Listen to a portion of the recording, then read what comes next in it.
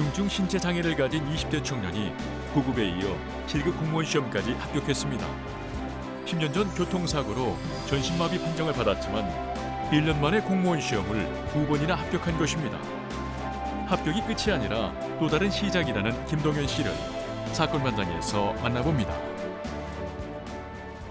네, 오늘의 주인공 만나보겠습니다. 장애를 딛고 공무원 시험에 합격한 20대 청년의 얘기인데 20대 청년 누굽니까? 네, 김동현 씨인데요. 올해 27살 나이입니다. 10년 전으로 거슬러 올라가면 건강한 청소년이었어요. 네, 고등학교 2학년 올라가던 겨울방학에 이 불의의 교통사고를 당합니다. 가족들이 함께 할아버지 집으로 시골로 가고 있던 길에 이 청소년이던 김동현 씨는 그때 뒷좌석에서 자고 있었다고 해요. 근데 사고가 났고 눈을 떠보니까 병원이었어요. 판정은 전신마비, 느닷없이. 그때는 정말 생각이 멍했다고 합니다. 휠체어 탄 사람 주변에서 한 분 보기 힘들었는데 내가 몸이 움직이지 않는다니 중증 장애인 생활을 하게 된 거죠. 자, 그로부터 10년 후에 지난해부터 본격적으로 이제 공시생 공무원 시험 준비를 하기 시작한 김동현 군은 7급과 9급 공무원 동시 합격했어요. 네, 축하드립니다. 좀 얘기 드라마틱한 얘기네요, 정말. 뒷좌석에서 이렇게 자고 있었는데 사고가 나서 전신마비였고 그 시간은 정말 절망의 시간을 보냈을 것 같은데요. 참 힘든 과정이었겠죠. 삶에 대한 용기를 얻게 된 계기가 무엇인지 김동현 씨에게 직접 들어봤습니다. 병원에 퇴원하고 나서 군대를 면제받는다는 그 통지서가 날라왔거든요. 그게 뭔가 저한테는 사회로부터 막 이른 나이에 은퇴되는 느낌이었어요. 뭔가를 할 수 있을까라는 생각을 거의 안 했던 것 같아요. 나는 못해.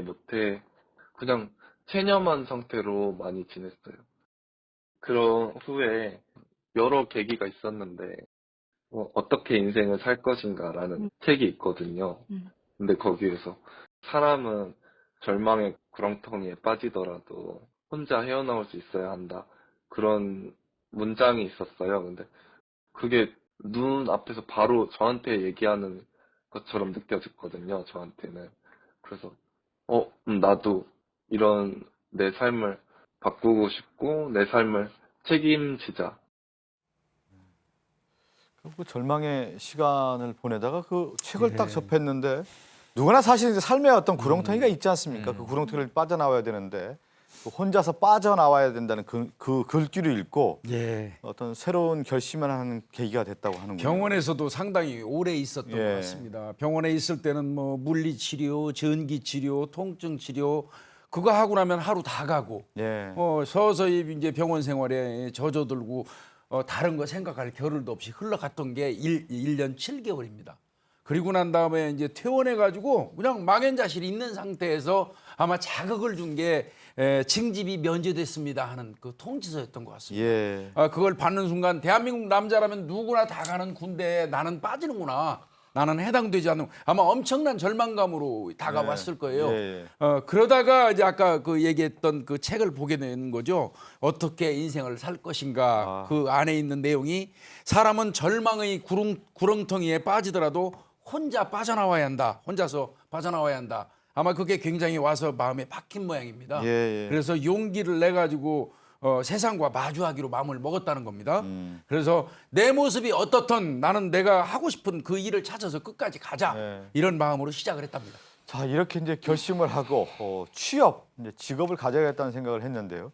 컴퓨터 분야에 공부를 시작을 했어요. 예, 일단 검정고시로 고등학교 졸업하고 사이버대학까지 졸업을 한 것 같습니다. 근데 취업을 하려면 아무래도 몸에 장애나 이런 것들이 있다 보니 컴퓨터 분야에 내가 전공을 살려서 일을 하게 되면 이건 지장이 좀 없겠구나라는 생각이 들어서 컴퓨터 분야에 관심이 생겼고 그러다 우연히 TV 뉴스에서 인공지능 무료 교육을 받을 수 있다는 소식을 접하게 됐대요. 그래서 포항공대에서 진행하는 인공지능 무료 교육을 받았는데 처음에는 온라인으로 받다가 이제 오프라인으로도 받게 됐는데 그때 진짜로 이 과정에 푹 빠져서 열정을 가졌던 것 같아요. 그러니까 오전에 담당 교수한테 수업을 듣고 오후에는 개인 프로젝트나 팀 프로젝트를 했는데 자정이 넘을 때까지 이걸 몰두해서 하다가 집에 가는 일이 태반이었다고 합니다. 근데 이때 또 깨달은 것이 아까 책에서 깨달은 것도 있지만 뭐가 잘 안 풀려서 이렇게 저렇게 계속 풀다가 자정까지 넘다 보면 어느 순간 풀릴 때가 딱 나타나는 거예요.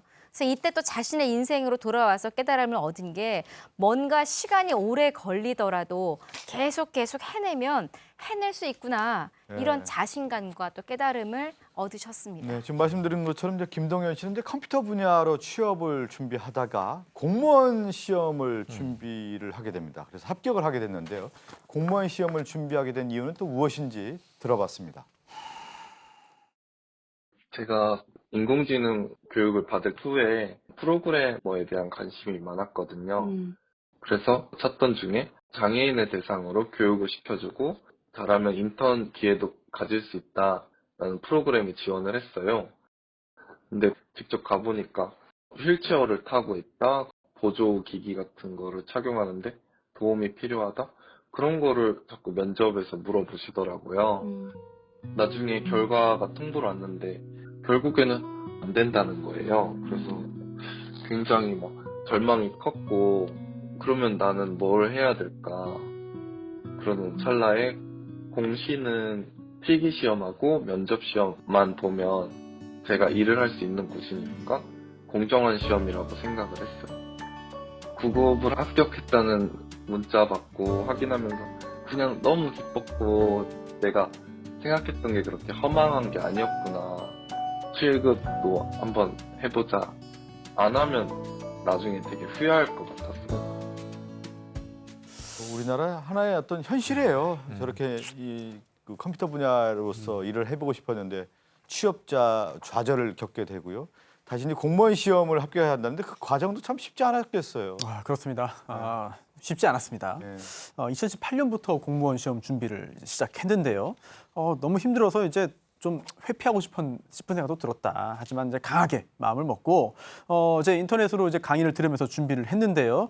특히 합격 수기를 좀 많이 읽었습니다. 그러면서 좀 힘을 냈고 또 본인이 직접 이제 터득한 그 방법이 매일매일 성실하게 하고 하루를 좀 단순하게 생활을 하자. 그래서 항상 똑같은 시간에 공부를 하고 똑같은 시간에 휴식을 취하고 또 가끔 공부하다 보면은 더 잘 되는 날도 있거든요. 힘든하고. 하지만 그런 날도 뭐 자정 넘어서 늦게까지 공부하지 않고 일찍 자고 다음날 공부를 준비한 게 합격의 비결인 것 같다는 말을 했습니다. 9급 시험도 어려운데 또 7급까지 하지 않습니까? 이 소식을 들으면 본인도 본인이지만 그 가족들의 마음은 어떻겠습니까? 엄청 어렵거든요. 예. 뭐 지금은 뭐 사법시험은 없어졌지만 사법시험만큼 어려운 시험이 7급 시험이고, 두 개 다 됐다는 얘기 들었을 때 저도 합격 소식 들었을 때 엉엉 운 기억이 나는데 본인은 지금 2개 다 됐고 생각도 안 했던 7급까지 됐기 때문에 너무나 기뻤다고 하고, 특히 가족들이 가장 기뻐했다고. 가족들이 친척한테 연락해서 우리 아이 이제 공무원 된다, 7급 공무원 된다, 그렇게 하면서 또 그 모습을 보면서 너무 가족들이 좋아하는 모습을 보면서 정말 행복해했다고 하는 부모님 얘기를 사진인데 하네요. 아마 부모님 펑펑 울었을 겁니다. 울었을 겁니다. 아마도. 그 마음이 그냥 느껴지네요. 그래서 사진만 봐도 어머니의 마음이 어땠을까라는 생각이 좀 드는데, 김동현 씨는 이제 합격 소식과 더불어서 새로운 휠체어를 선물을 받았어요. 예, 대기업에서 운영하는 공익재단에서 전동 휠체어를 선물을 받았는데, 이제 공익재단 같은 경우에는 대기업에서 운영하고 뭐 그룹사, 현역사, 임직원들이 1%씩 이제 급여 낸 걸로 운영이 되는 재단인데, 김동현 씨가 9급 공무원 시험 보러 가다가 100kg이 넘는 휠체어가 고장이 나서 이제 고생했다는 소식을 전해 듣고 심사를 거쳐서 새로운 전동 휠체어를 선물을 하게 됐다고 밝혔습니다. 자, 지금 저희가 이제 김동현 씨 얘기하는데 김동현 씨 인생 자체가 이제 도전인데요. 이 도전 어떤 의미일까요? 듣고 오겠습니다.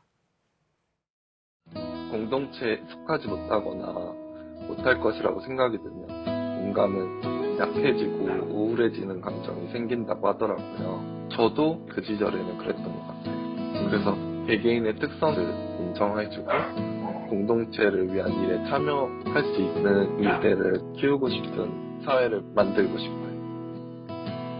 마음가짐이 되게 중요하더라고요.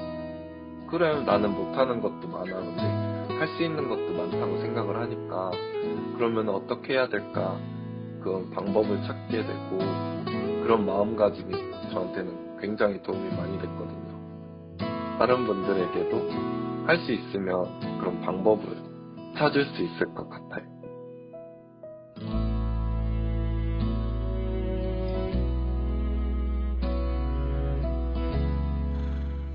전 김동현 씨 얘기 듣다 보니까 누구나 그런 생각을 하잖아요. 어떻게 인생을 살 것인가. 네. 김동현 씨가 사고를 당하고 절망의 시간을 보내는 동안 어떻게 인생을 살 것인가에 대한 그 고민을 당신도 할 수 있다라고 하는 해답을 오늘 이 사례를 통해서 우리가 네. 배울 수 있었습니다.